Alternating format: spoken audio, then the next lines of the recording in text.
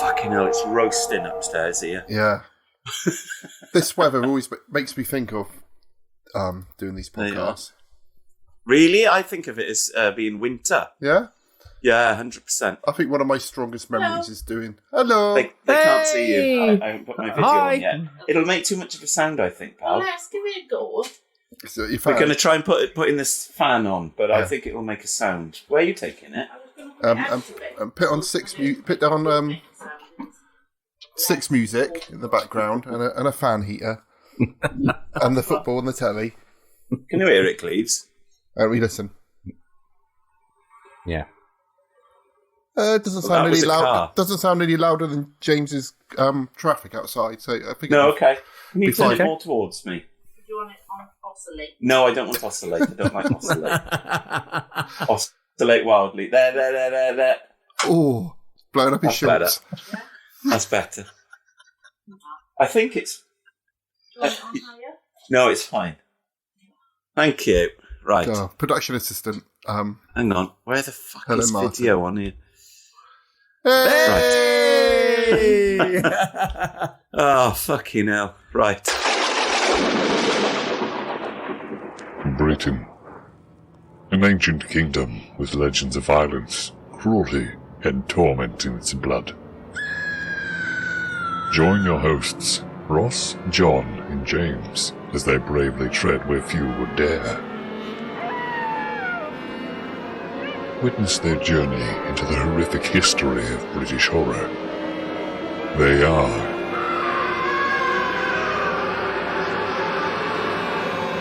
the General Witchfinders.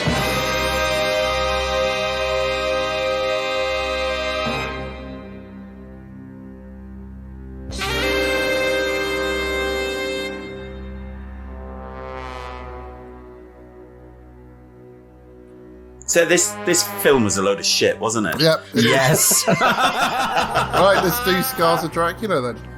Ladies and gentlemen, goblins and ghouls, welcome back to the 28th episode of the General Witchfinders podcast. I'm James, in sunny Bournemouth, in southern England. I'm John Pountney in roasting Treforest, which is in the sweltering south of Wales, which is in South Wales. I'm Ross in Dorchester in southern England, and this time we bring you Scars of Dracula. I didn't put a "the" in, John, because I know you're very particular if the title's not there, and it's just Scars. It's not the Scars, and there's no Scars in the film, is there? So well, they put Troughton. Troughton has Scars. Scars of Troughton. Yeah, good. No, that's a better title. Hunt him. Attack him! This evil must be destroyed! Burn it down! Burn down his citadel of evil. You fools! You think you can destroy my master? The flames will never reach him!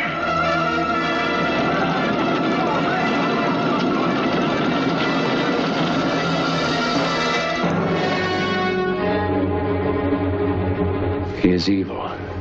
He is the embodiment of all that is evil. He is the very devil himself. Dracula's reign of horror reaches out even further. Stop!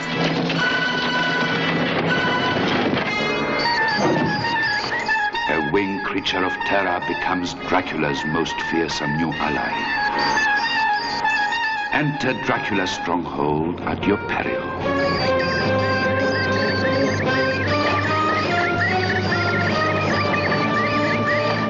There is one way into his innermost sanctum. Hey! Help there! Help me! You will tell me everything! Tell me! He was here. It's true, he was here. Got away! You must get away too. Now. One way in and no way out. There is no escape from the all-embracing evil of the humans who do his bidding. From the creature that extends his power, there is no escape, not even for the protected, from the Scars of Dracula. Take her with you. You'll do terrible things to her if you don't. Terrible things.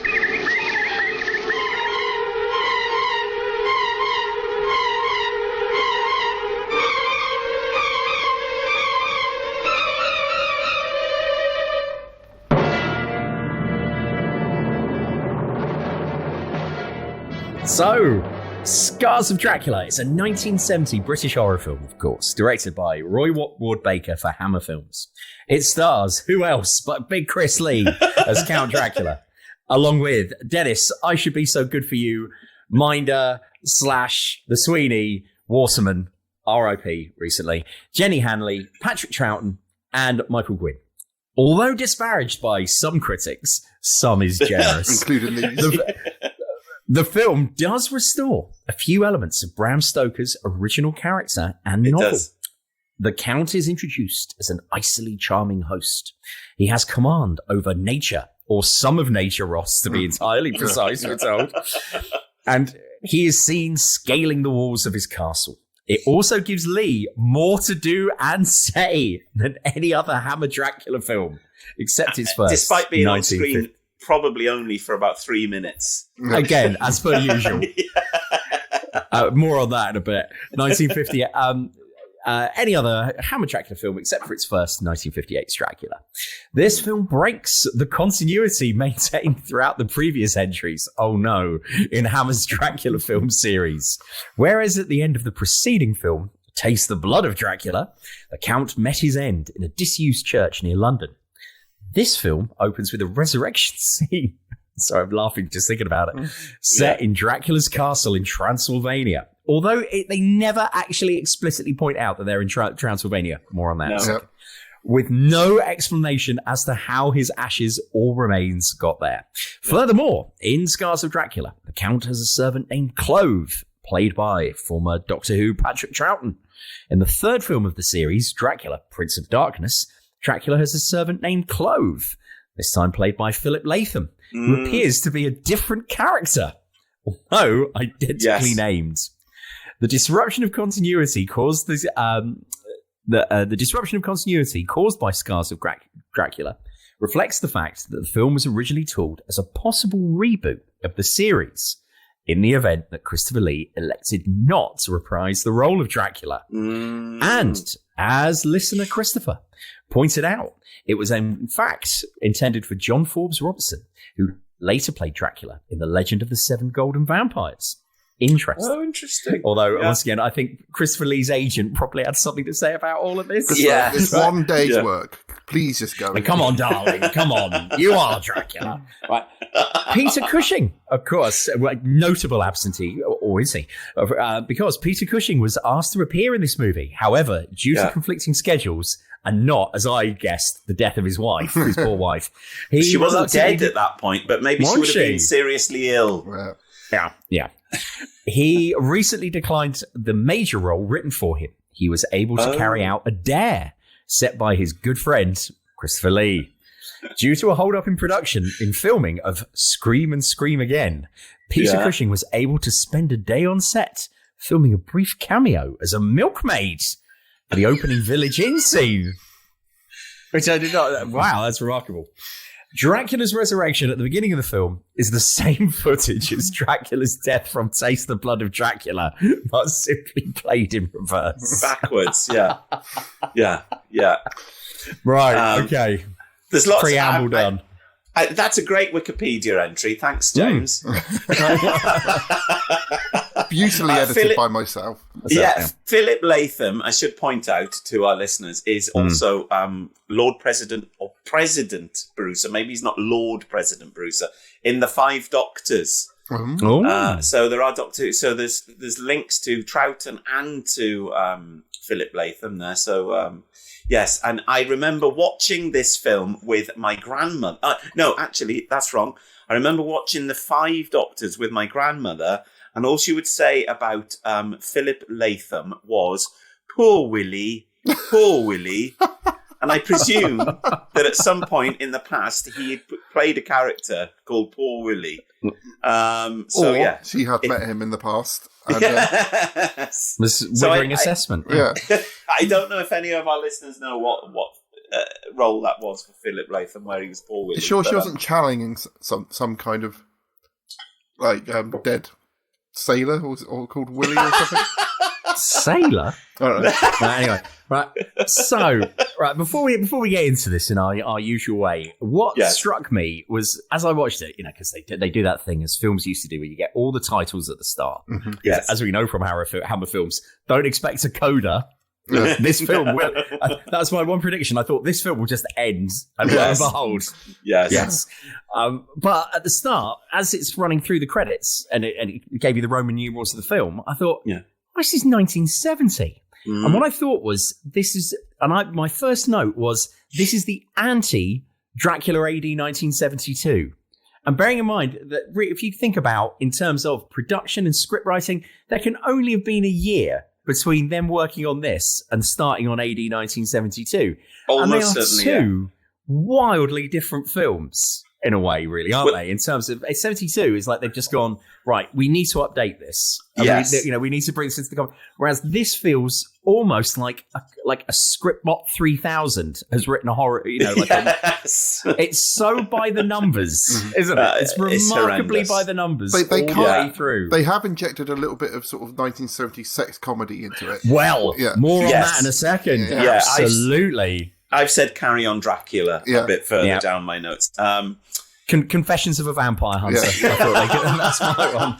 It came out the same year, also, James, as Taste the Blood of Dracula. So, which is a really good film, and this is a really terrible film. And this was a kind of double bill with the Horror of Frankenstein, which is Ralph Bates, which is also a bit of a reboot and has the same very, very, very low budget, low rent, sex farce kind of feel. They had some falling out with their distributors, so they had a load of their money just pulled out at the last minute as well. Yes. So I think this is one of the reasons why it looks a bit shit. So this was EMI rather than Warner's, was it? Or something like that? Because Warner's did Dracula AD 1972, because I remember the old-fashioned Warner logo on the front. The red and black one. Nice. I did read on Wikipedia this was EMI. But I think this is the ultimate nadir of, or nadir. What is it, nadir or nadir? I always say nadir. This is the ultimate nadir of the entire Hammer catalogue, if not the entire history of British horror films. Halfway through, I did find myself thinking, oh my God, I do have fewer summers left ahead of me than I do behind me now.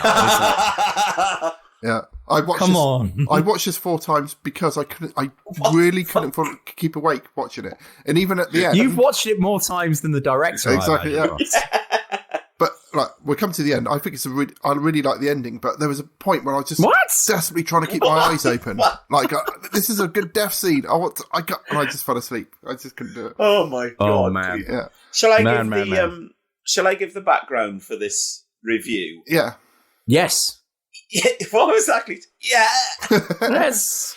Yeah. In 1990. As a 12-year-old, I was going to say 12-year-old teenager. I don't know what you are when you're 12. Pre-teen. What are you when you're 12? Preteen. Central TV. I'm sure I've mentioned this before, but this is the first one that I saw. Central TV in the summer of 1990 did a Friday night sequence of Hammer horror films, which I think was called Friday Night Fright Night. And this was the first one. And this was before we had a VCR, so I had to set my alarm or something to get up to watch this at like 1 o'clock in the morning when nobody else was about. The house was as quiet as a mouse, or whatever the poem is. So this is the first Hammer film that I ever saw 32 years ago. Wow. And I stayed up and I also took pictures off the television screen with a Hawkeye Instamatic point and click. I think your next project is reliving that. You have to do it at midnight with that camera. That's the last thing I want to relive. You get a distinction for that. So I managed to get one frame of Christopher Lee when he's struck by lightning, and none of the other photos turned out, which is weird. But so that's basically the background to this. This is the first Hammer film that I ever saw. There was a direct line from that night to this night now. Well, there is, but it's weird that I was saying to Hal earlier, I don't know what I thought of it at the time. It was just Dracula. It's a stonkingly bad film, isn't it? But we were so starved of stuff like this. Like, yes. If it came on, I can remember like a similar thing. Trying to stay up to watch Invaders from Mars, the black and white one, not the Toby Hooper one, and desperately trying to stay up for it. And I think, oh, here it comes, and watching the titles, and it was the end because I'd fallen asleep all the way through it and woken up for the end titles. It was like, oh, do you?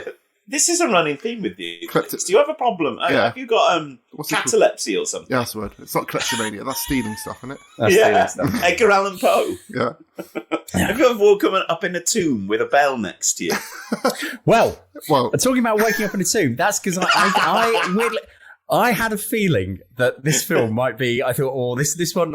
Somehow my intuition told me. I thought all three of us might go, oh God, this isn't up to much. So at various points, I thought I'll be interested to see if the guys have had a similar experience to me in this front. Yeah. So this could end up being slightly confessional. Right. So yes.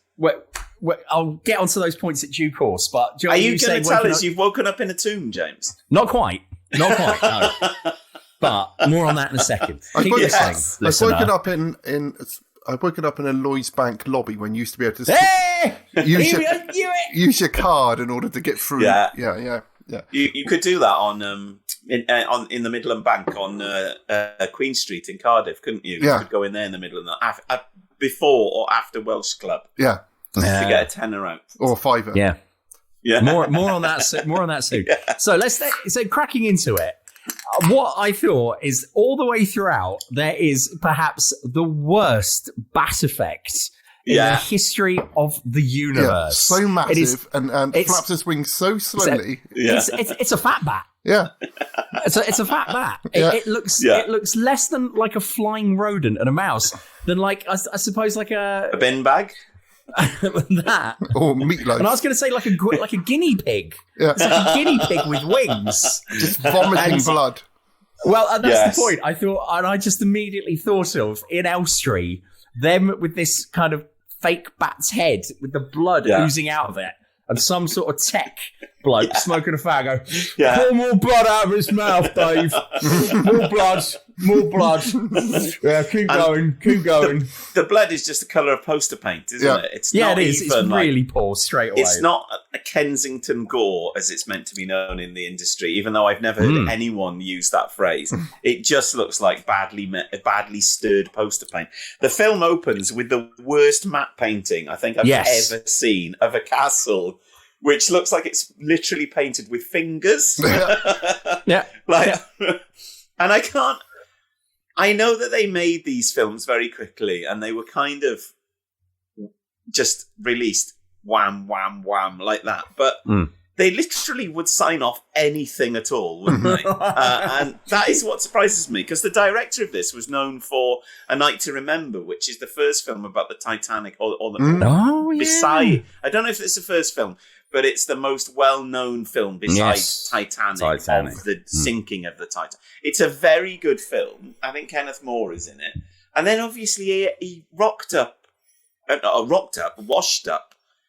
filming crap like this. And you wonder what, did he just have bills to pay or... It was just a job.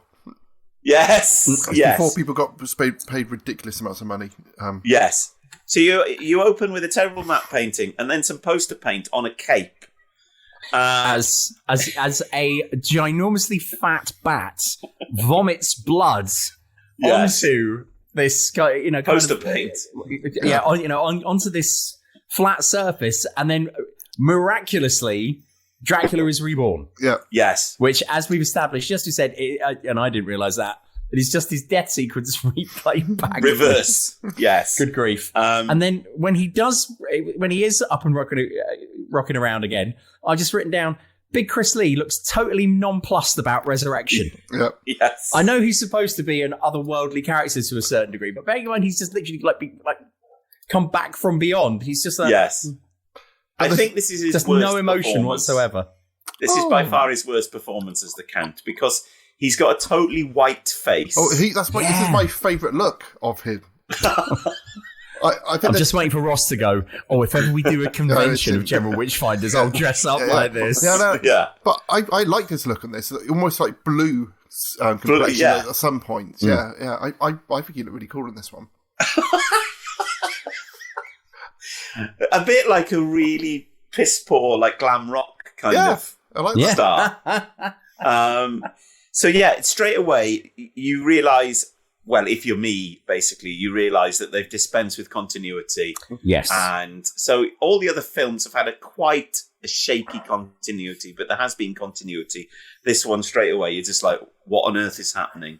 And then you have the titles, which start with quite a nice kind of mixture of typefaces and a man on a lovely sunny day. Really hot sunny day, yeah. Yeah, carrying a dead woman with some really quite nice music from James Bernard or Bernard. I never know which way it's pronounced. Which I think does lift the film.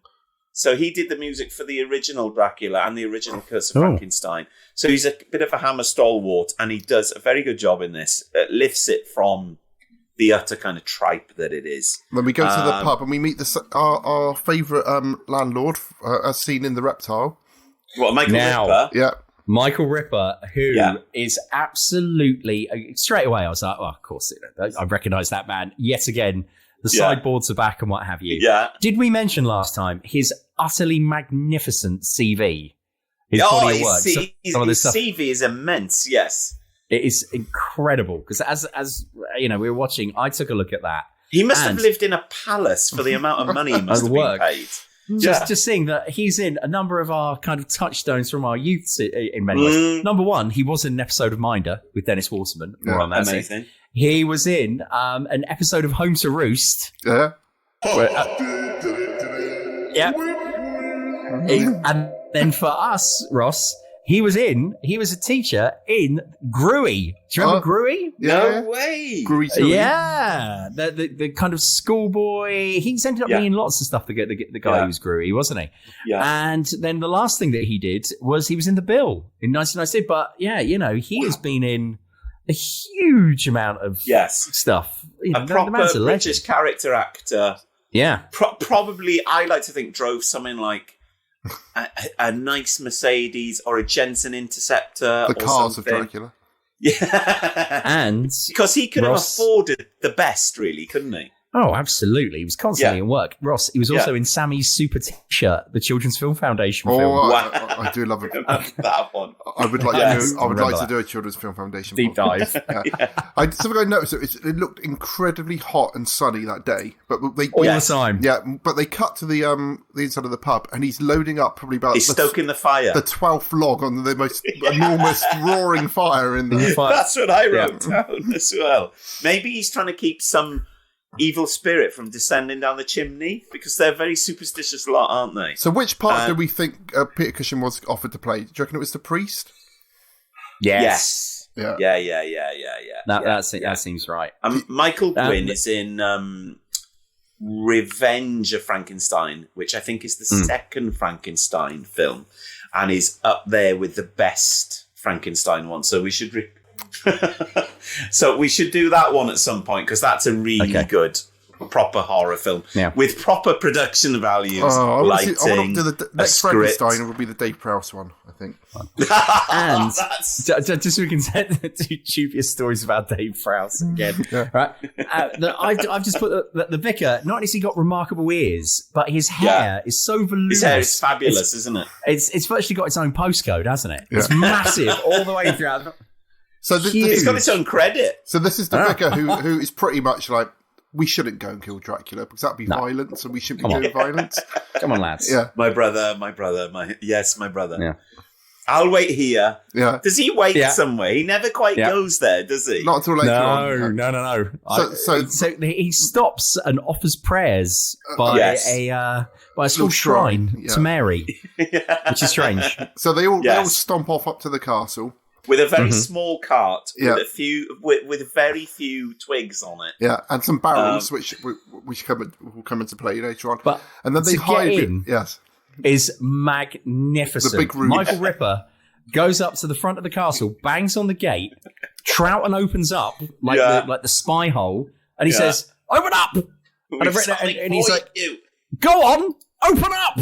He just basically says, "Go on, open up to him," and then he goes, "Yeah." As John says, "I've got something for you," and that does the trick. I thought, I'm on my own, and they're all hiding behind the rocks. Which aspects of this really made me think of the two Ronnies. Or thank you, or Hello Hello. Yeah. Yes. Because you'd have a scene like that in Hello Hello, wouldn't you? And the door would open, and it would be like, what was the camp?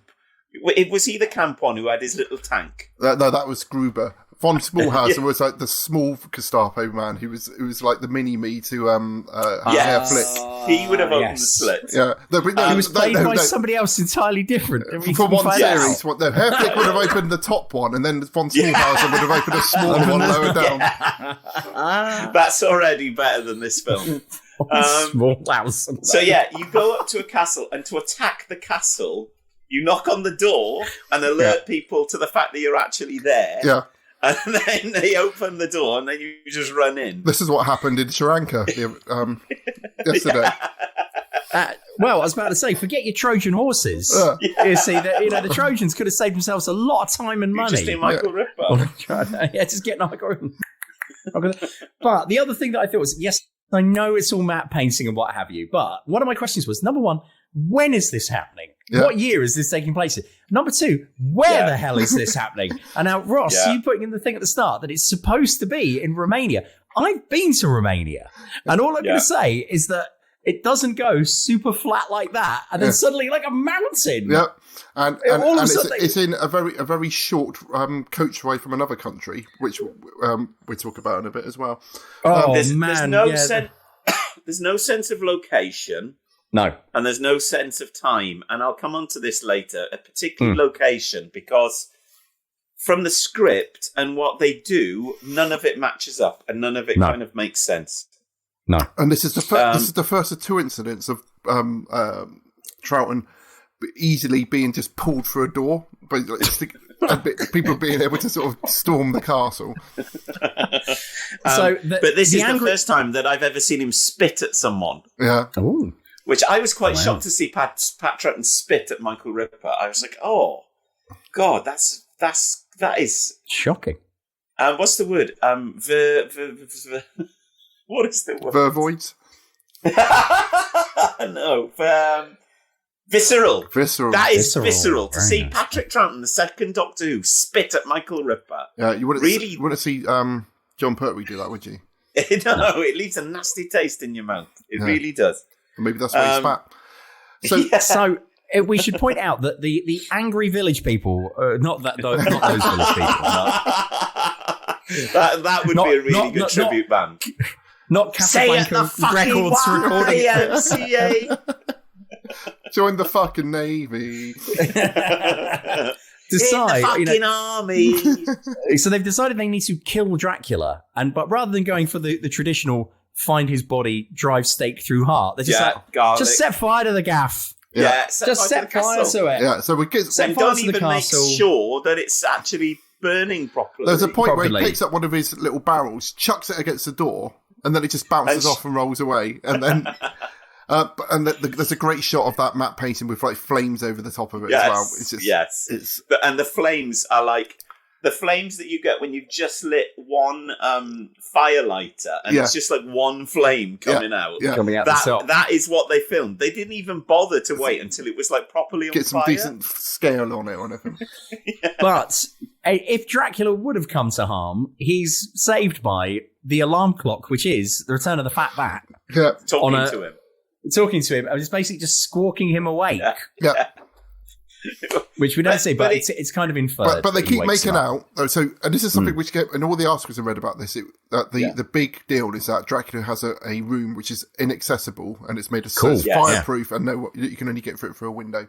Yeah. So that is like the big innovation of Castle Dracula design this time. Yes, but to me it came across as a bat puppet talking to Dracula and saying, "You'll never guess what they're fucking doing now. They're burning the fucking castle down. Yeah. And Klove has done nothing. Fucking Klove. He's just there. He's let them in. I told you he's no good." They all head off home, and I've just put, well done, everyone. Efficient destruction. Everyone seems very, very pleased with their night's work. However, they've told the women of the village to shelter inside the church while the destruction's been going on. Yeah. And then, oh my God, horror of horrors, they get back only to find that every single woman, even the crones, even the old ladies, have been attacked and killed. Bothered to death Savaged. by bats. Yeah. Well, then more on that later. Well, the same bat they keep filming, swooping out again and again. Line. Yeah. That was me. There's with even the fishing line, so there's a massive crucifix on the altar. There's even a woman hanging over the top of the crucifix. And you think, how the hell did the bats carry her up there? Lifting her up with her arms. It's very reminiscent of the Midnight Mass on Netflix, which is an excellent TV series, which I highly recommend. But it's very like Italian horror, isn't it? It's very gory. It's much more gory than anything else that you see in a Hammer film, really. Eyes blobbing out. There's eyes hanging out, and there's people have been flayed to death, and so that's quite shocking in itself. Sort of thing you see in like the London Dungeon or something, isn't it? Yes, but then when you look at later scenes, you're like, when did this happen? Why doesn't everyone in the village mention that this has happened? Was there no investigation? There's no like comeback for this terrible thing happening, is there? And it's like, did it happen months ago? Did it happen years ago? Or did it happen yesterday? Because you cut then straight to this party scene. With an amazing transition of pouring blood onto the candles, which then cut to red candles on someone's birthday cake, don't they? Yes. And here are some people unrelated to this whole plot so far. Annoying party people. Yeah. Straight away, as soon as you meet the kind of main leads of the film, you're just like, these are annoying. Yeah. I just want to stay with the villagers that are just like dead. Yeah. Is she a Bond girl? This Jenny Hanley. Yeah, I think there's two. One of them was a TV presenter. One of them was a TV presenter on Magpie. I think Jenny Hanley went on to present Magpie and some other things for kiddies. So I never saw Magpie, but I had lots of Magpie annuals. Yes. And Anushka Hempel, I'm looking into it today. Anushka Hempel, amazing name, is now an interior designer. Is she? Apparently so. She's still with us, James. She should go on changing rooms. She's on. Well, we'll come back to changing rooms in a second. Incidentally, I found out last night that Dick Clement and Ian LaFrennay are still alive. Yeah. Can you believe that? And they've probably been commissioned for a new 12-part sitcom on BBC One. Well, I was reading about Never Say Never Again, and they were employed by Sean Connery to script doctor it. And they were on set doing it literally as it was being filmed day by day to try and pull the script into some kind of shape. Sure, I think I should smack her on the face. Do some jokes. No, I think let's pull back on the smacking. Sure. Speaking of which, all my research is it Dennis Tiffany Waterman. Blood? Yeah, talking of wife beating. Dennis Waterman's in this film. Exactly, and that's all I got for all my research is Dennis Waterman, which is like him trying to defend the fact that sometimes you get in an argument with women and they might be cleverer than you, and they can come up for an argument quicker than you can, and you just have to slap them because is this Rula Lenska? It was his third wife, I think. So I think it was Rula Lenska as well. Yeah. I don't think he was known as being a famously nice chap. No. And I think in later life his face had the miserable demeanour of someone who was very unhappy. Yeah. I was going to say, let's put that out there. Yeah. So let's leave it to Hannah Waterman, his daughter, to respond to this. Sorry, Hannah, if you listen. TV's Hannah Waterman. It is one of those. You look back at some of the people who are famous, like really, like that had years of success. And it's like, they're ugly, not very nice people, and it's not particularly good actors. You feel like, why were they so famous? Why were they much loved? Because he was in the Sweeney. He could kick in the door in the Sweeney with John Thor and shout, "Get your trousers on your necks." I would say he was TV's most famous ginger person, wasn't he? He is, yes. Yeah. Thank you. In case you haven't seen it, his album cover is absolutely magnificent. That picture of him reclining outside in a field on a hot day, and you think, for a ginger guy, that's very dangerous. It doesn't look like he's wearing any sunblock. I've got his single somewhere. I've got I Could Be So Good For You. I Should Be So Good For You, whatever it's called. I could be so good for you. I can even help you breathe. Yeah. Like it got to number 3 in the charts. Did Yeah, it I really? believe. What kept it off number 1, please? Oh, I don't know. Let's have a look. Yeah, let's find that out. Okay. Find that out. So, so anyway, he comes on. He's got horrible floppy hair. He looks a bit of a fop. We're told he's a student.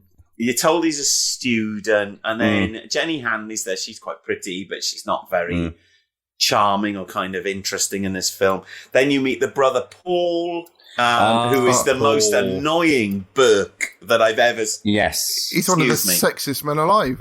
Any woman he meets.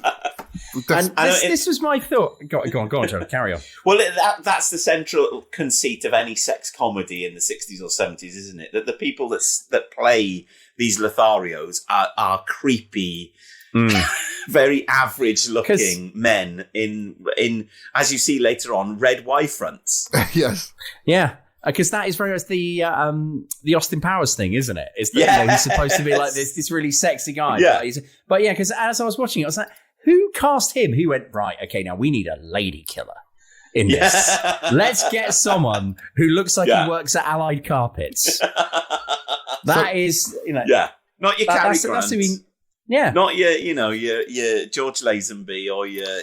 So we meet him in bed with a woman, don't we? Yes, yes, we do. They play some sort of like Carry On sex music. This is funny and it's sexy. Yeah. And it's he's described as an oversexed young puppy. I've written down. I thought, there's a bit when we first meet them, though. There's a bit where the woman describes it as being early, when we've already seen that the previous scene is in the evening. Yeah, it was confusing. And none of it makes sense. And the only way he knew what time it was is because the bells were ringing. And then he worked out that it was 9 in the evening. He counted the bells, and then it's 9 o'clock at night. But that's not early, is it? It's just bizarre. What kept it off number 1, Cleves? I'm still looking it up now. What year would it have been? 1980. It was 1980. It was it was the 28th of October 1980. It got to number 3. Shaky. So I'm just looking to see. Shaky. I think madness. Keep talking. I will. Yeah, keep talking. The one thing that I noticed that I thought was really weird is that when he's fleeing from the Burgermeister, whoever whose daughter he's been carried away with, he does this, which I thought was one of the weirdest things. Again, I'm sorry, dear listener, that you won't be able to do this, but he blows to kiss. He doesn't do what I will now describe as the traditional for me blowing kiss gesture, which is to place several of your fingers in front of your mouth, and then and then kind of move your hand away. He puts he puts his index finger to his lips. Yeah. And then kind of points. Yeah. I'm like, what's that? Craig Charles used to do with 2 fingers, didn't he? Yeah, 2 fingers. I remember that. That's all right. Fingers, yes. But then it was the one finger and point, Ross, that turns into a point. It's a bit glitter, isn't it? Yeah. It made me feel dirty, I won't lie. Yeah, this is... And this is where they have the comedy that he's accused of rape, which is a really funny thing to do. It's told too much, and it's just not very good. So then he goes to the party in his wig. Has he taken a photo of her and he's broken the picture in the frame? Yeah. Because my DVD was scratched at that point and it skipped over it, so I couldn't tell what's happening. And when we say her, we mean the blonde lead, whatever her name. Yes, Jenny Hanley. I can't remember her name. Who's Dennis Waterman's girlfriend? Although that's not massively clear. No, it's not very clear. And she's very, very dubbed in this film, isn't she? So everything she says is like, oh, it's very frightful. And, oh, dear me, how awful. So he tries to escape. By escaping, he jumps through a window and then falls through the roof of a carriage, which then runs off. But then you see the carriage running along with a totally intact roof. Yeah. And then, just by chance, this carriage takes him to the village where we've just seen the massacre of the innocents in the church. But there's no kind of impression of time passing, is there? It doesn't say 10 years later or anything like that on screen. Yeah, but so you just but let's just go back a bit. So he's in the middle of a city when this happens. Yes, falls into the top of a carriage, and that manages to run out through the city, yeah. through the woods, through the border to another, into another country, into another village, past the guard tower, and checkpoint, where they fire at him and miss. Yeah, it's like Timothy Dalton on the cello case on what do you call it? Living Daylights. Living Daylights. Yes. Yeah. But also, while this is happening, he's replaced by a stuntman who looks like the elderly Eric Idle with a really blonde wig on, and it's obvious that it's a totally different bloke. I'd also noted down. Did you think that this was the same carriage, Hammer, saving a few quid that they used at the start of Dracula AD 1972? Definitely. Almost certainly. I thought it looked very similar. They probably used some of the same footage at some point. Yeah.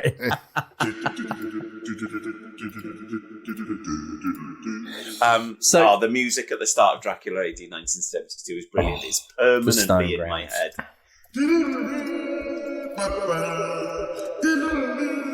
It's also at the beginning of every episode of our podcast. No, I know that. So, Paul, now this is my note for us to talk about, is I've put down that Paul is basically, at this point, he's a stray man.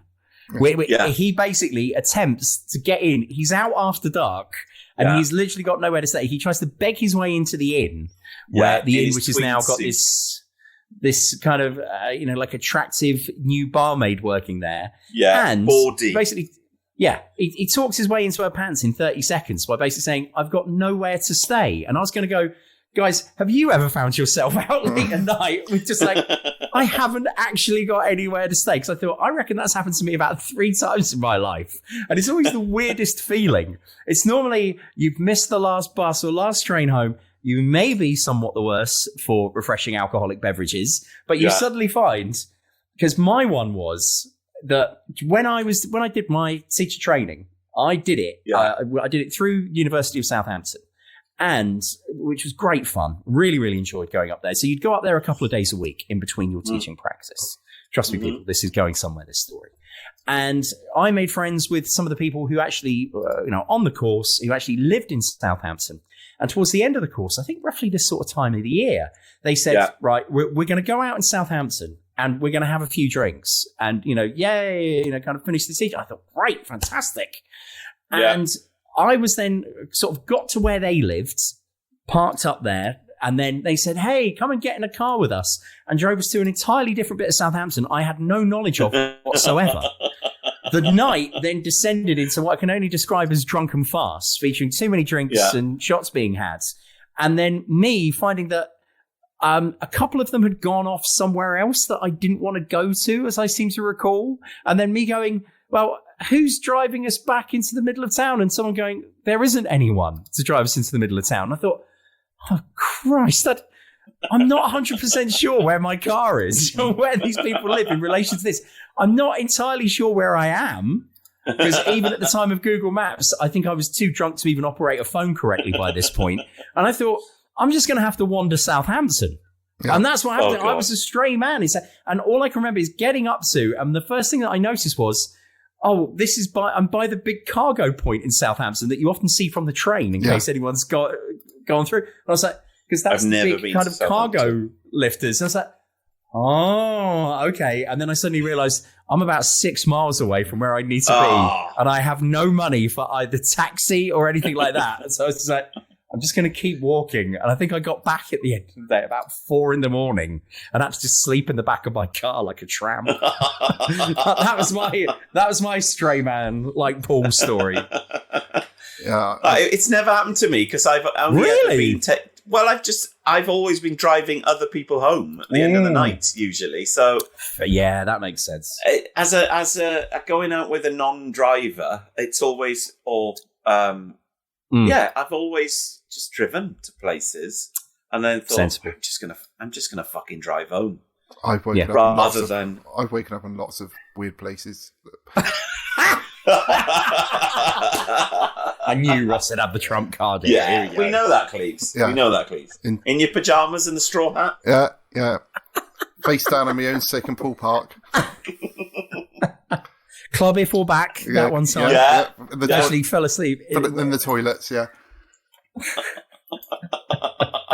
So yes, that was one of the only things that really struck me in this film was I remember what it's like to be a stray man, but I've never had to please with a comely barmaid / peasant girl to allow me to sleep on the floor of their pub. But I was thinking that she must have been like, they must have brought women into the village because all the women have died. All the women have died. Yeah, up until this point. So has she not asked where all the women are? There's so many questions that this picture, or what I sound old-fashioned calling it a picture.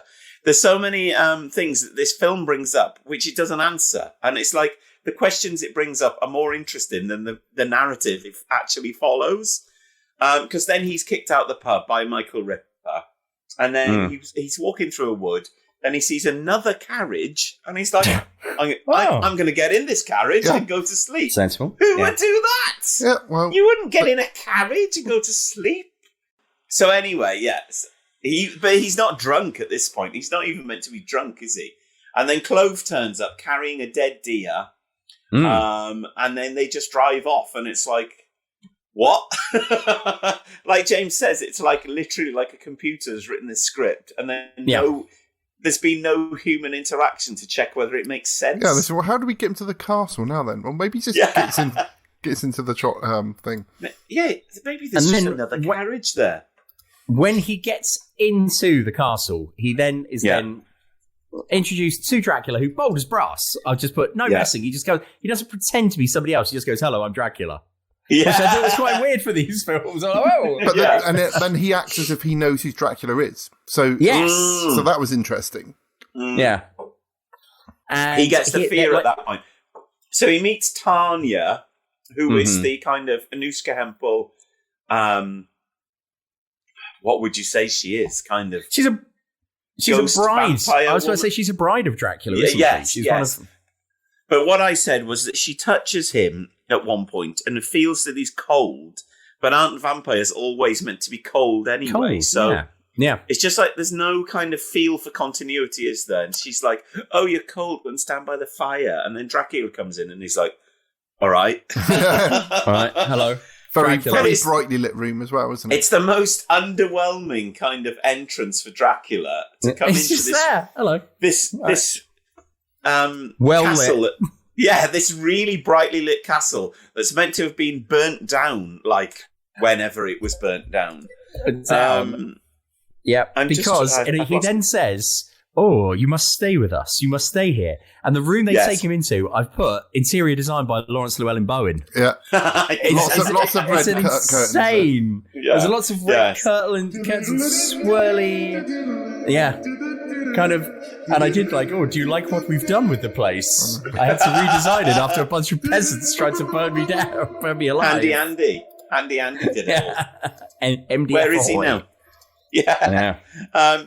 So that's the first sinister part then in the film, and probably the only sinister part, when Dracula says, "This isn't Kleinenberg," and the guy says, "How do you know him from Kleinenberg?" And I was like, "Wow!" Suddenly, for a second, there's just a glimpse of a film where you're like, "Whoa, how does he know he's from Kleinenberg?" But then straight away it just disappears again because never referred to again. No, what happens then? He goes to his room. He's locked in his room. Then Tanya turns up in a negligee and is like, "Love me, love me." And I was just like, "Whoa, this is fucking awful." But the next, and of course, because he's an absolute shagger, this guy. He's not as much of a shagger. I was about to say, not quite as top for me as Chris Lee in this film. Chris Lee starts putting it about quite a lot. But he has got a lot of big shagger energy. And then what I've put down here is Dracula is extremely inconsistent on his vampiric rules. That the next morning, he is livid to find out that she's had sex with him. And it's like, Dracula, this is exactly what you do, mate. Yes. What do you expect her to do? And he's pretty much saying, when she came in, he said, "Take him to the room." You know, take him. Yeah, you sort him out. And then he goes absolutely mad and stabs her. Just because... you've done the thing that you fulfilled the purpose which I have given you. How dare I'm sure you? At that point as well, you've already seen the sunrise. Yeah. And so I was like, what the hell is going on? She's a vampire. The sunrise, then Dracula comes in, then you hear a cock crow, and then then Dracula's disappeared. He's off. It just, none of it makes sense, does it, at all? Oh, we should point out that after Dracula stabs her to death for having the temerity to have sex with him, is that he then tries to attack Big Chris Lee in his red pants. In his red white fronts, Don't try and wrestle Big Chris Lee in your pants. No, especially if he's got a dagger on him, you know. But I thought that was quite good. I liked seeing Dracula kill someone with a knife rather than just go straight for the neck. That was quite vicious. I liked it. It was just interesting. Okay, all right.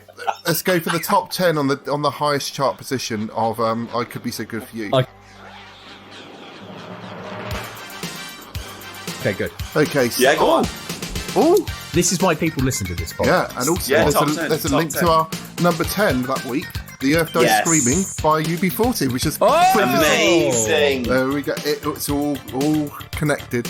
Then we had Banana Republic by the Bhutan Rats. Then we have Just Like Starting Over by John Lennon at number 8.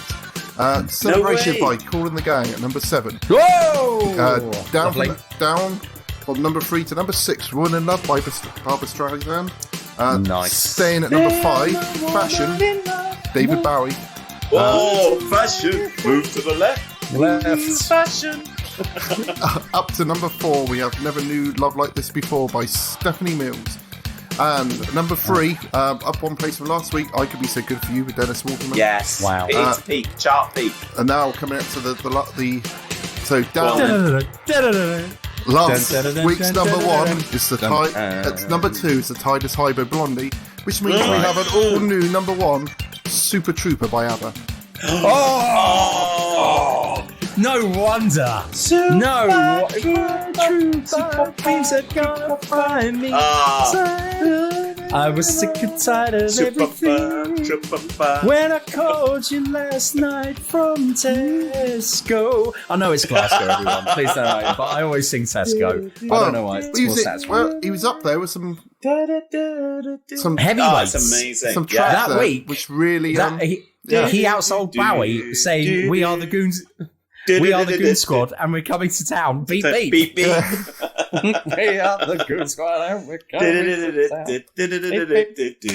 Was that Blondie's last number 1 as well, potentially? We just read up charts. It might have been Blondie's last number 1, because I'm not sure. Because after that, they had The Hunter, which wasn't the best received album. So they might have had Call Me after. I don't know where Call Me came. That was 1980 as well. I just had to have a look. I just wanted to see what the highest position for If I Had a Hammer by Handy Andy was. It was his peak position was number 87 in the charts in 1999. So wow. I remember when he was the face of WD-40 for quite a long time.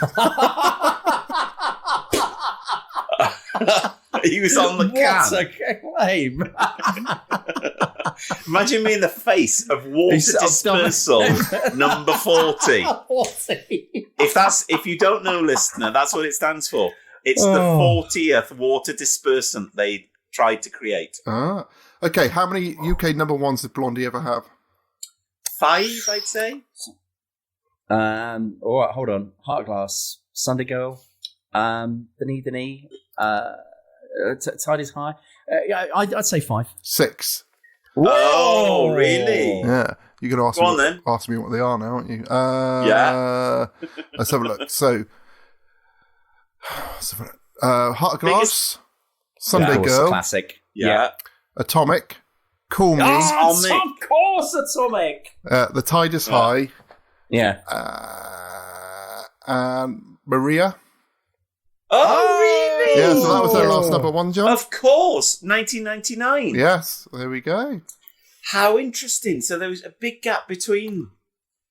Wow, that's interesting, isn't it? I 19 bought that years. Single. Yes, I did. That was a good song.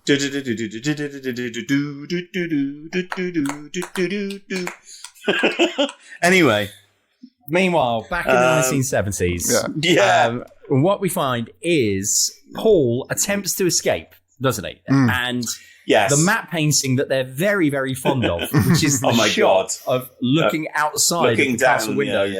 Down. And once again, despite the fact they never established that this, apart from the map painting, there's nothing that suggests this castle is up high. No, not from the entrance. The entrance is just like nothing. in a woods. You walk up to it. Floor. Yeah. There's no escalation up to the... Anyway, never mind. Right. No so incline, he then kind of... he ties together a number of the Lawrence Llewellyn-Bowen sheets. It's squeaky bum time down. for Paul now, isn't it? Yes. Kind of abseils down to the next open window, which is Dracula's doorless room and crypt. Yeah. And very conveniently and helpfully, Dracula's coffin says Dracula. Just in case you're not sure. By the way, guys. Big D. And I did think when he went into that room, he wasn't bothered that there was a coffin in there for ages. He was just looking around. He noticed it. Yeah. Didn't make. That's interesting. Yeah. I just imagine him saying to Patrick Troughton, "Is there any chance you could put a brass plaque with my name on it?" Yeah. But master, we all know who you are. But still, nice touch. So he must but then have again, been- I guess, He must be people have bricked up. personalised number plates, don't they? Yeah. He must So, have been bricked I guess. up in there then, wasn't he? Because otherwise, that would have all had to come in through the window. I love how we're thinking this out. Yeah. Yeah. Thinking ahead. So he is then trapped within Castle Dracula, and the rest of the film pivots to the attempt to locate him and rescue it. Yes. Right.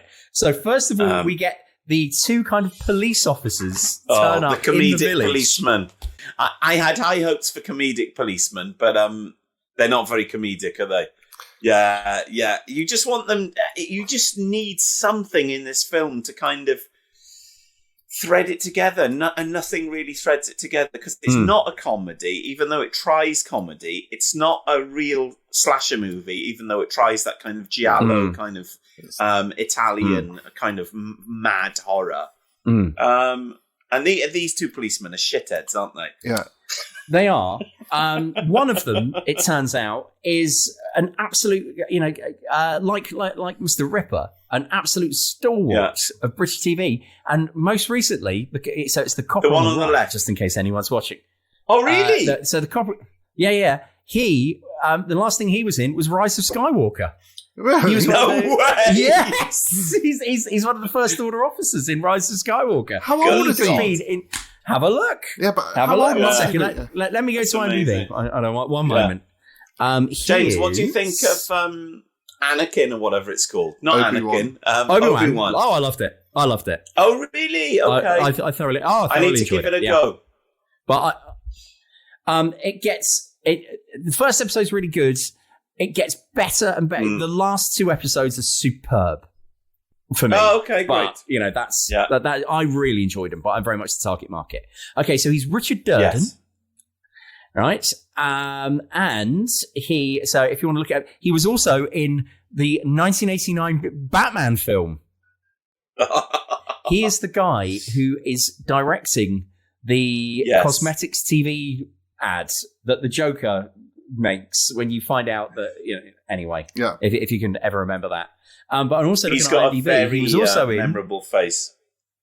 He was also in From Paris with Love with John Travolta. So he's been absolutely in so many things.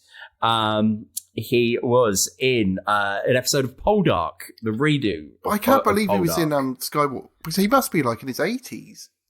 I think so. 78. He was in the adaptation of Wolf Hall, which I highly recommend. Wolf Hall's amazing. Oh, yeah. He was in Jonathan Strange and Mr. Norrell, the version of that. The Suspicions of Mr. Witcher, he was in. Just going through, he just been in Poirot, he's been in. Fingersmith, Trial and Retribution. Oh my God, it just goes on. And Randall and Hopkirk, Deceased. He has been, once again, an absolute, stalwart. He's been in everything, this guy. He has worked constantly. And you wouldn't get that. You wouldn't get that feeling from looking at his, God alright, you've really got to scroll down. His first thing that he appeared in was in 1967. Yeah, he's just billed as second officer in Scars of Dracula. And yes, very much still with us. So we say, bravo. Yeah. Richard Durden. Yeah. He should have been in this film more, to be honest, because They leave the pub and they don't finish their drinks, which I thought that was a bit stupid as well. Hold on. The other really weird bit is they say, we're after this bloke, and you know what he done? And then he kind of he calls him in and then whispers to him, and then he goes, that's what he done. And I thought that was really weird. I was like, what? Had sex with the Burgermeister's daughter? It's very creepy, in another country. Are they not allowed to say it in another country? Is he not allowed to say that? Yeah. That's weird. So I just thought it was a really odd choice. You know what he done. You know what he done. That's what he done. Weird.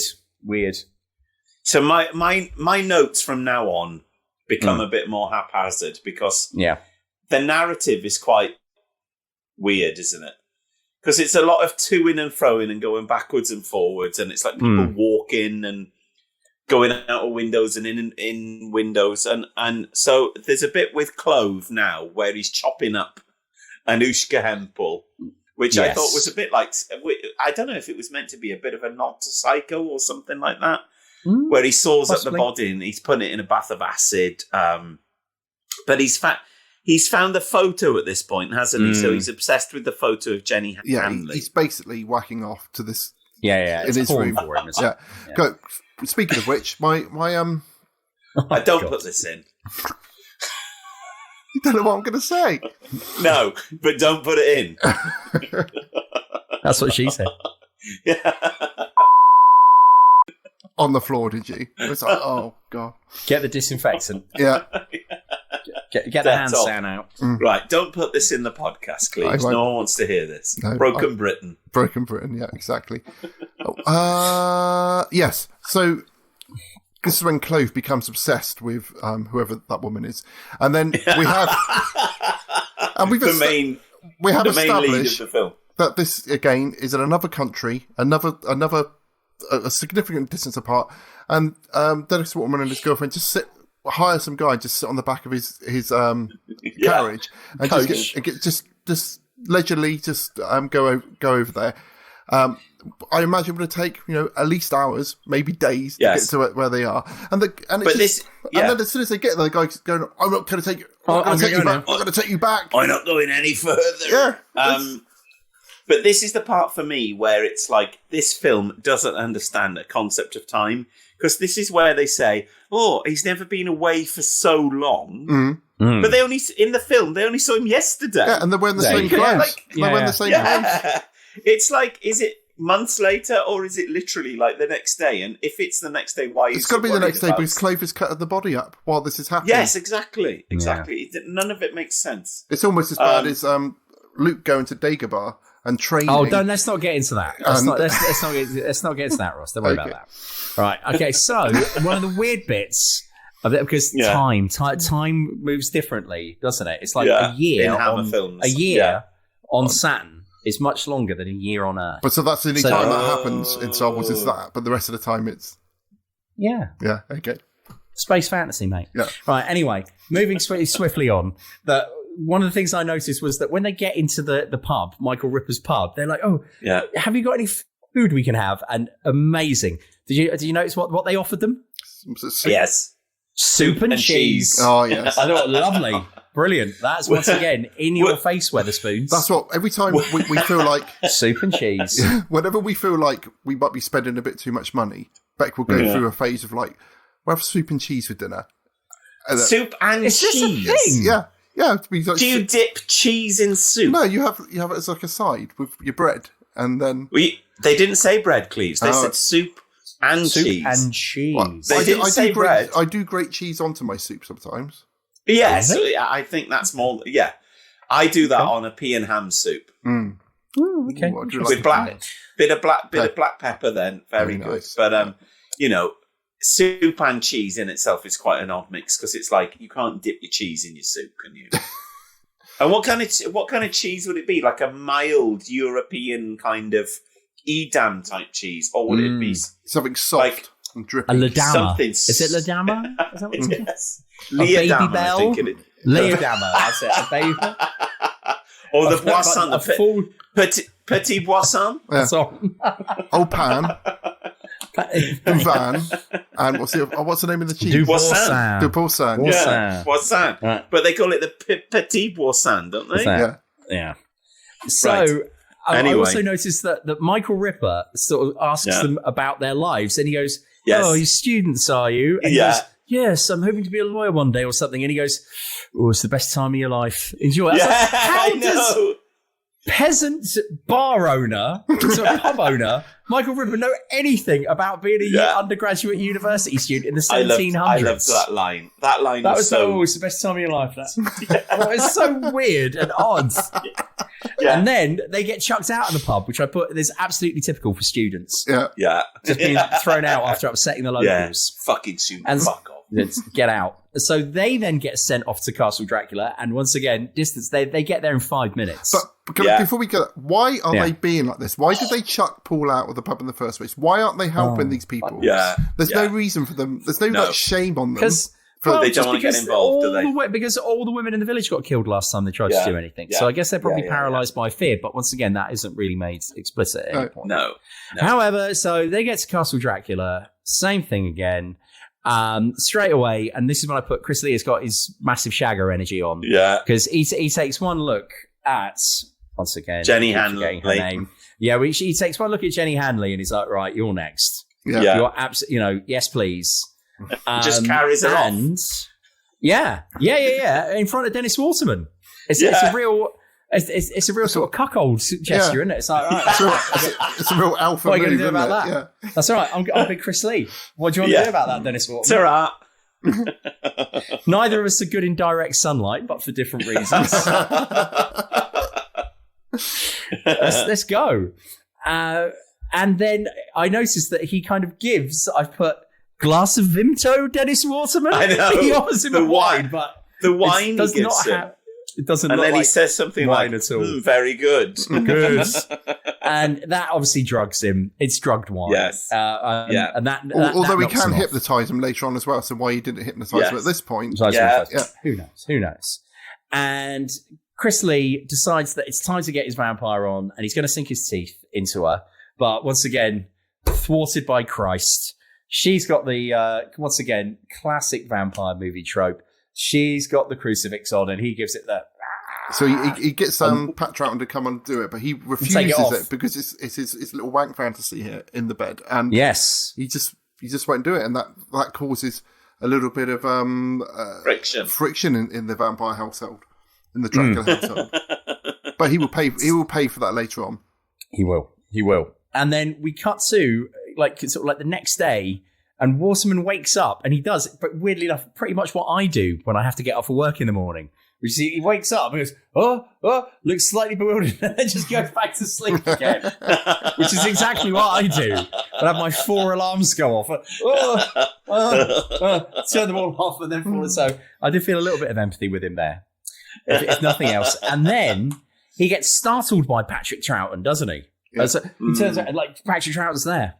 Yeah. But then he sort of goes into his bedroom and finds the frame picture underneath his mattress.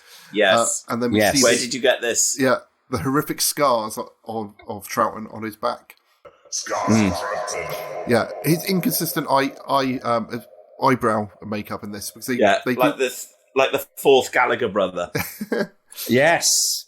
Oh, we should also point out that in amidst of all of this, the vicar from the start of the film has kind of taken them to one side and said, I should have come and helped out with this a long time ago. Yeah. So I'm going to come with you now. But when we get close to Castle Dracula, yet again, he just absolutely chickens out. Just goes, don't worry, I'll go back to the village. Good man. You guys carry on. Yeah. Yes. Yeah. Is this the bit where Patrick Troughton shouts, "The broth"? Yes. Career highlight. The immortal line, "The broth." And Dennis Waterman knocks it out of her hand by throwing a cup across the room. It's very unorthodox. Like Freddie Truman throws a cricket ball or something to smash this bloody stupid Jeff Boycott. So they escape, go back to the village. And then this is where Dracula punishes Troughton for not doing his bidding. And I thought this was quite a cool scene when he heats up his sword to like burn his back. And how did they do that, John? Because it's a special kind of paint. It's also the suits that Slade wear on the cover of Slade in Flames. Yes. Where if you project light at it from the front of the camera, it bounces the light back. So it's the same effect later on in the film when he's holding the thing that's been hit by lightning. Okay, cool. I like that. I thought that was a nice iconic... It is a good effect. Yeah, it's a good effect. Patrick Troughton called this character Kinky Klove because he gives the appearance of enjoying the torture, doesn't he? Yes. He kind of disrobes himself in a kind of coquettish way. Yeah. And then Dracula sticks the thing on him and he screams. Which is strange because he was quite kinky himself, considering the way he died. Well, Patrick Troughton. Yeah. Yeah, we won't put this in either, Cleves. You know how he died, James. Oh, really? Yeah, rather than the other way around. Oh. None of this is going weird. on. I don't think our listeners would enjoy this kind of... I think that's what they come for. Smuttiness. No, they come for what was number one above Dennis Waterman. Waterman. Our rundown of the 1980 42-year-old child. So now I've written dubbed voice on Jenny Hanley. Pub waitress gets it. Yeah. Which is a bit pointless, and I feel a bit bad for her. She doesn't need to die really at this point, does she? It's just a bit it's just a bit of filler, really. Because it's quite a short film, and a lot of it is shots of Jenny Hanley walking through trees. And she escapes in a nightgown and then wears a nightgown for the rest of the movie. The rest of the film. Yeah. So then Dennis Waterman, at some point, climbs back in to kill Dracula, armed with a chair, a table leg, and a crucifix. But you then see you hear thunder, but the sky through the window is totally clear sky. But he basically gets Klove to help him in exchange for letting him have his picture back. Yeah. But when he goes over the edge, Klove starts cutting the rope. The rope. Yes. But then the rope comes back later, and it's all the rope, even though the rope has fallen to the bottom of the chasm. So Klove has got a lot of rope for a rainy day. And this is where the film, for me now, is just how can we pad out this 90 minutes? Because it's lots of scenes that don't really make much effect. Well, there's a bat attack back in the church, isn't there? And the vicar, Michael Gwynn. Yeah, stays very still while he gets slowly nibbled to death by a bat. 10 minutes of... It's one of the worst sequences. He's literally him holding the bat and putting and points it. It just looks like it's licking him. Oh no! Oh dear! And what it reminded me of, weirdly enough, is have you seen that incredible footage of that time that a bat gets into that Irish family's house? No. All right. Catch him! What the fuck? Catch him, Derry! Derry, catch him! There's a bat! Get it back! Get it back! Get it back! Out of the house! How will you get out? Cleaver's got... Derry, will you catch him? Catch him! Oh! Derry, catch him! Oh! There's a bat! Get it back! Catch him! How will you get out? It's incredible. I can't believe you guys haven't seen it. You can't catch a bat.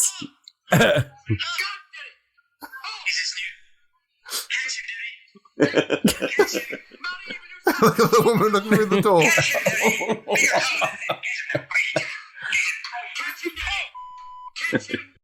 Incredible, right? Like I said, I've seen this film 4 times, and I've been running it through at double speed whilst we've been recording. I still don't know how Dennis Waterman gets out of that, out of the Dracula's tomb to get back up again. But I think Klove throws the rope down again, doesn't he? Right, which is already cut him off. Is this to try and stop him attacking the woman who's come back? Yeah, so Dennis Waterman throws a bit of railing into Dracula. He pulls it out. Holds it aloft. Yeah. He's about to spear him. Gets hit by lightning. Yeah. Yeah. And then I think a really impressive man on fire effect. It's not really impressive. Cleaver. I like it. This is your lowest point. I love a man being on fire in a film. This is your lowest point on this podcast. It's a man. It's a man in a latex mask turning round really slowly. Like Ronald dreadfully McDonald. slowly. While dubbed over it is Christopher Lee going,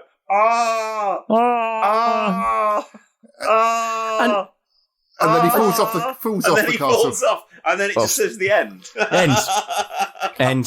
So what came after this, John? Which was the next Dracula? What was the continuity? 1972, I'm sure. All right, so that was it. Was it? Yeah. Okay. Because surely, I was about to say, surely that won't kill him. No, that just says he'll just reconstruct himself. There was a whole unseen adventure which ended in the coach chase at the beginning. Oh, okay, maybe so then. Maybe we need to make the film in between. Mad. So the end. So that was Scars of Dracula. I think the effect where Christopher Lee gets struck by lightning works well, but then when it's just a guy with a fireproof mask on, that's going really and then you've got slowly. a slow-mo. Yeah, you've got a slow-mo picture of Christopher Lee's burnt face going. It's very badly put together. I'm not saying this. I really didn't like this film, but I just thought that there was a couple of little bits like that. There's 5 minutes that you could put in a show reel. Yes, and you'd be like, "This is what happens in this film." You could listen to 85 minutes of us talking about it. Of course. But at no point in the Scars of Dracula did they talk about the charts in 1980. No, exactly. Or times when we found ourselves to be stray men. Yeah. And at no point do you see any scars on Dracula. Scars of Dracula, Correct. not of scars. Dracula. Yeah, so the other scars he caused on that woman's neck. But surely that's scars from Dracula. I don't know. Anyway.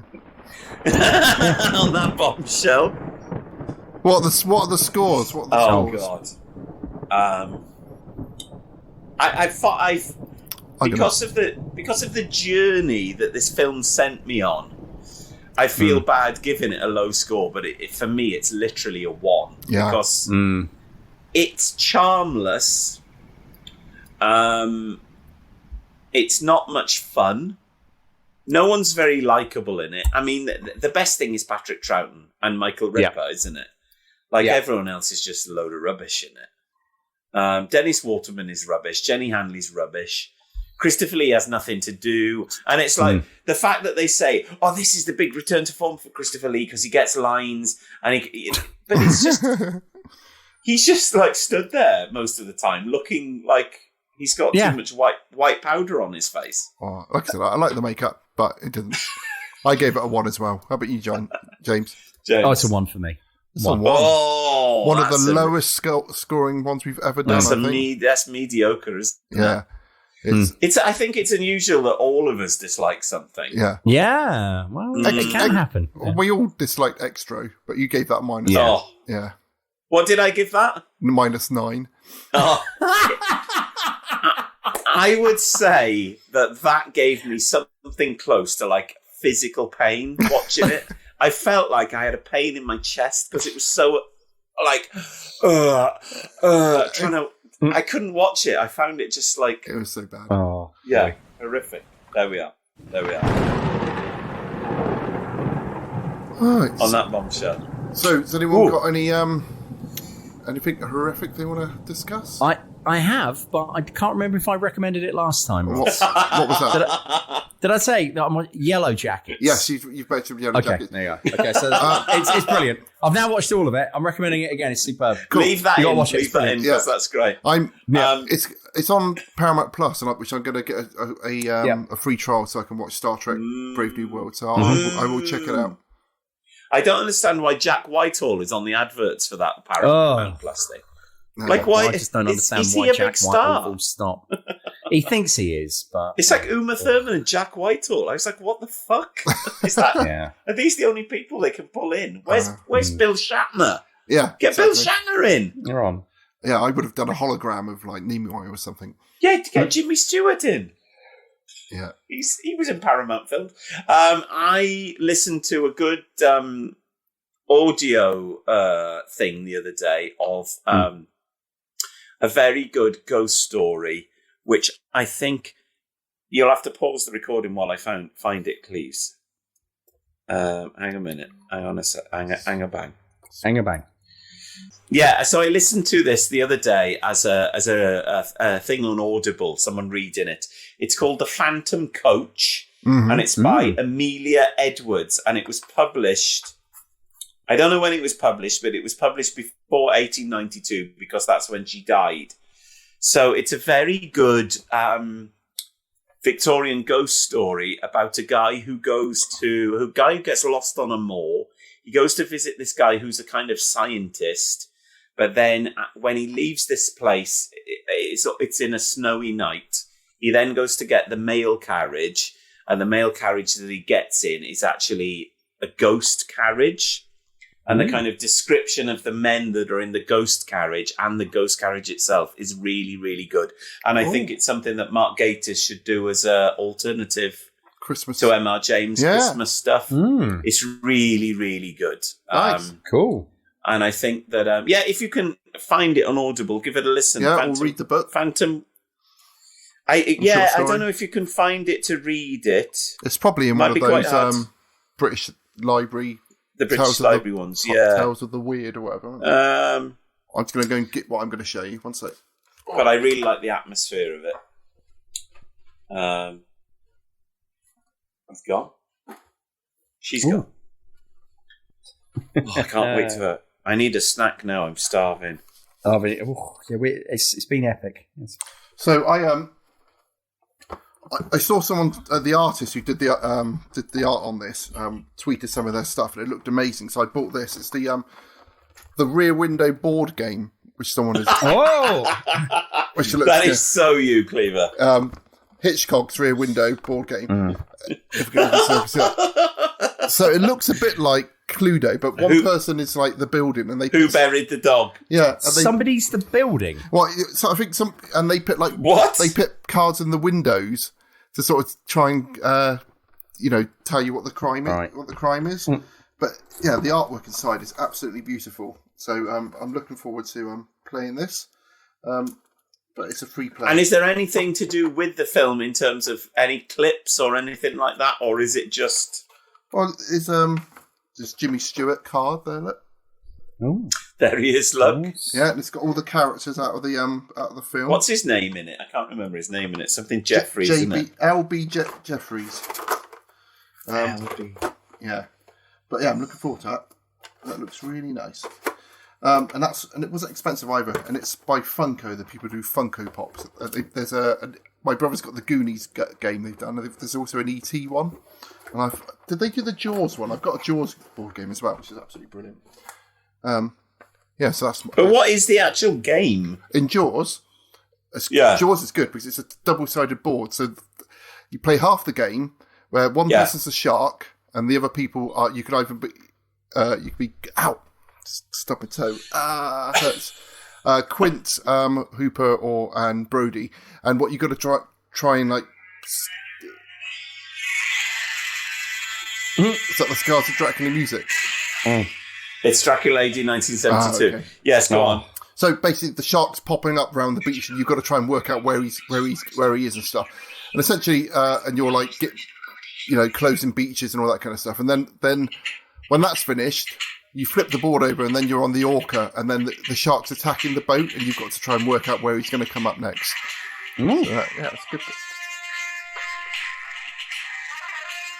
Good music.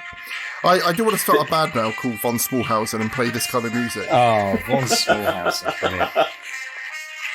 This is the bit when they're fighting on the coach at the start of Dracula AD 1972. Way back in episode 1. Way back, yeah. And what are we now? Episode 28. Yes. So what's episode 29 then, please? Episode 29 is the Curse of Fenric. We're going to do... Fucking hell, is it? Yeah. We are doing the 7th Doctor. The Curse of Fenric. So that's going to be our 20th episode. 29th episode. 9th? Yeah. So, and what's... the 30th is going to be a listener's choice. So we need people, listeners, to tweet us on General Which One, numeral 1. Yeah. and give us some ideas to put into, which we will put on a short list for you to vote for. So far, we've had some people put some suggestions in. They have suggested the best version of the Doctor Who theme tune. This is Fenric. Yeah. So far we've had suggested the BBC adaptation of Dracula from 1970. No. It's really long. Alien. No. Okay. Theatre of Blood. No. All right. The Blood Beast Terror. I've never heard of it, so all right. And Straight On Till Morning. No, again, definitely not that. Okay. So out of those, probably Theatre of Blood. Okay, so if we want some more suggestions. We need more suggestions, or I'm going to have to. But last time this happened, we had Dr. Fibes, so we got to hope that doesn't happen again. Yeah. I don't think people like us, Cleves, because they give us shit things to watch, don't they? Yeah. So the next episode will probably be a Folk and Howl episode, which would be James and I, and not John, because he won't want to watch something unless you want to join us, John. We are watching The Ritual with never heard of it. With who's the main guy in it? Rafe Spall. Oh, when are you doing that? Tuesday. No, I won't have time. Okay. But, so until next time. And I can't edit this now because you put this music over the top of it. Yeah. Good. That's a good way of keeping stuff in. But until next time. Yeah. Yes. Stay safe, everyone. Thank you for listening. Until next time. Farewell. Happy day. Whoa, whoa, whoa. Love, light, and peace, everyone. Woo woo, doo doo doo, doo doo doo, pew. The person that had posted that was called Darth Jedi, and that made me want to rip out my own throat. Yeah, that's always stressful when people do that. There's no need for that. Cool. You don't mix Darth and Jedi, and you don't call yourself. You have been listening to the General Witchfinders.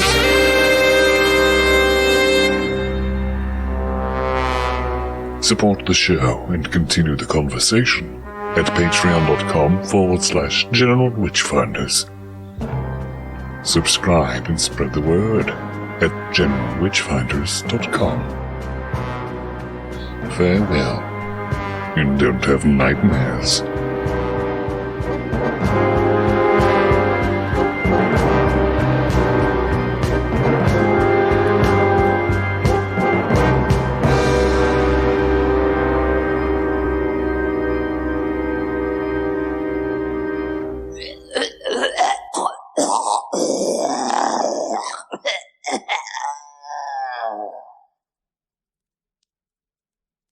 Poor Willie, poor Willie, poor Willie, poor Willie. Catch him!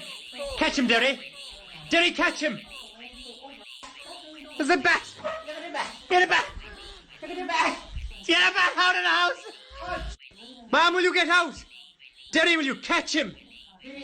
Oh! Oh! Oh! Oh! Jesus, new. Catch him, Derry! Catch him! Catch him, Derry! Bigger towel, that's it. Get him now, quick! Get him! Oh! God, Derry! Oh! Will you... Marie, will you stop looking in the door? Oh! Jesus! Catch him, Derry! Catch him! You're doing great! You're doing great! Just... That's it. Oh! He nearly got him that time. Nearly! No, he's still flying around the place. Quick! Oh! Oh! You're doing a great job, Derry. Oh, that's it. Stand up, Derry. Oh! Did you get him? No, he's there. He's making a mockery out of you, boy. Will you get down off this? Take off them shot. The dog's dead. The dog's after peeing. Oh, for... Maureen, you're no help behind the door.